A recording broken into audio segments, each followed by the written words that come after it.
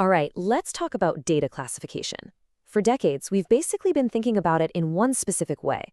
But what if that whole approach was a little off?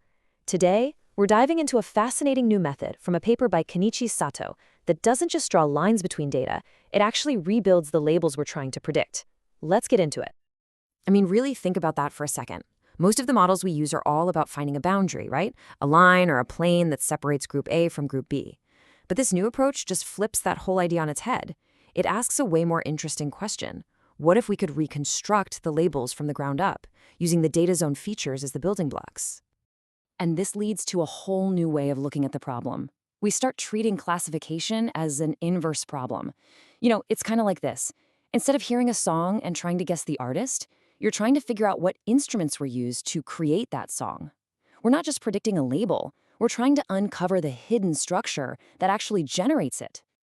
The name for this method is NMF Lab, and the core idea is really quite elegant. It aims to take our data's features and use them to completely rebuild the matrix of class labels. And that label matrix, it's just a simple grid, where each row is a data point and a 1 just marks which class it belongs to. NMF Lab learns how to fill in that entire grid from scratch. So how does it actually do that? Well, it all comes down to this single, powerful equation. Think of it like a recipe. We want to create our final dish, which is the label matrix Y. We've got our known ingredients, the feature matrix A. The model's job is to figure out the 2 secret ingredients, a basis matrix, X, which you can think of as the pure essence of each class, and a parameter matrix, theta, which is like the set of instructions for how to combine everything. Yeah, this table really lays it all out, doesn't it? We know what we're starting with, our labels, Y, and our features, A. The entire challenge for the model is to solve for the unknowns, X, which becomes this fundamental signature for each class, and theta, the weights that connect the features to that signature. It's basically like solving a giant puzzle by finding the 2 huge missing pieces. And what's really cool is that you get to choose your flavor here. You can go with the direct linear model. Think of this as the simplest, straightest path to the answer. It's super easy to interpret what's going on, or you can use the kernel version, which can handle much more complex, tangled relationships in your data. That one usually gets you higher accuracy. So it's that classic trade-off. Do you want clarity, or do you want raw predictive power? Okay, so that's all the theory, but how does this thing actually hold up in the real world? Well, let's put it to the test with an absolute classic, the iris flower dataset. The goal is simple. Classify 3 different species of iris based on things like their petal and sepal length. And what's so amazing about this is just how straightforward the whole process is. Seriously, it's just 4 steps. Get the data ready, build the kernel matrix, fit the model, check the results. That's really it. So step 1, prepping the data. And you can see right here, with the R package that comes with this paper, it's a piece of cake. It's just 2 simple commands. The first one turns the flower species names into that simple number matrix we talked about. The second one just standardizes all the measurements. Super, super efficient.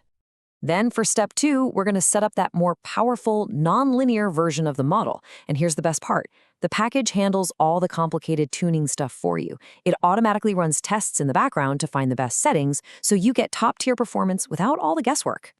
And step 3, this is where the magic happens. And just look at this. It's one single line of code. We just feed it our prepared data, tell it there are 3 flower classes to find, and we hit go. And boom, the model is trained. It is honestly that simple. Now, this is a really, really crucial point. NMF Lab isn't just some fancy way to prepare your data for another model. The act of decomposing the matrix is the classification. You don't need to take this output and feed it into an SVM or a random forest. It's a complete all-in-one solution. And the results? They are absolutely stunning. Just take a look at this learned basis matrix, the X matrix. It's almost a perfect identity matrix. This means the model didn't just classify the flowers, it independently discovered that there were 3 distinct groups and assigned a totally unique, clean signature to each one.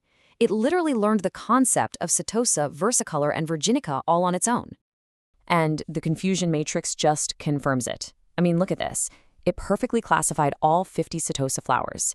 It only mixed up a few of the versicolor and virginica, which are known to be pretty similar.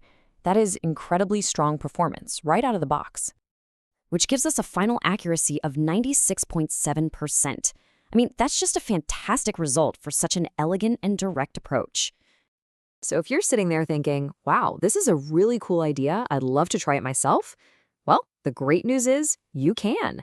The entire method is available in an open source R package, and getting started is incredibly easy. The package is called NFMKC, and it's up on GitHub right now for everyone to use.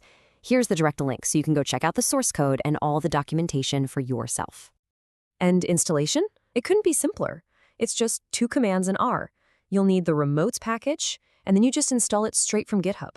You can be up and running your own experiments in probably less than a minute. Okay, so let's just zoom out for a second. What are the big takeaways here? Why does this shift in how we think about classification actually matter?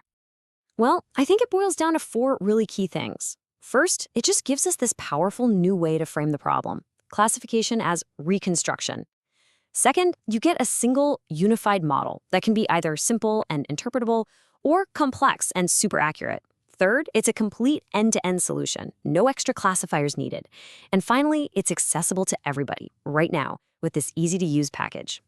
Which leaves us with one final, fascinating question to chew on. This method found incredible success by flipping the traditional problem on its head.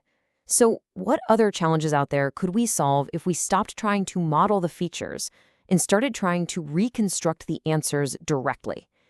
It's a pretty powerful idea to think about. Thanks for joining me.